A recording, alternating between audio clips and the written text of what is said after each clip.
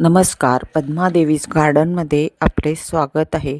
आज मी आपल्याला पापलेट फ्राय व कोलंबीचं सार करून दाखवणार आहे.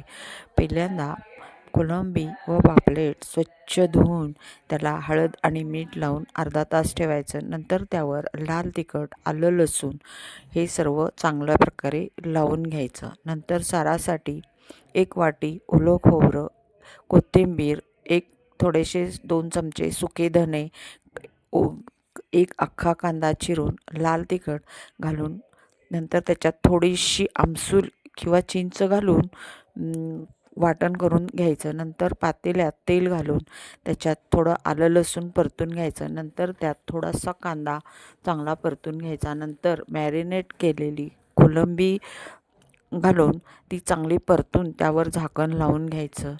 नंतर थोडीशी वाफ आली की त्याच्यावर वाटण घालून त्याच्यात थोडं पाणी घालून 15 मिनटं चांगल्या प्रकारे शिजवून घ्यायचं.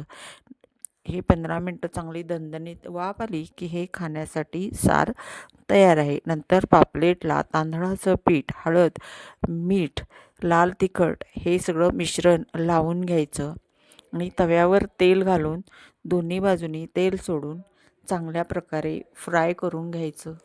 अशा प्रकारे पापलेटचं फ्राय आणि कोलंबीचं सार खूप टेस्टी लागतं. आपल्याला ही रेसिपी कशी वाटली मला कमेंटमध्ये जरूर सांगा.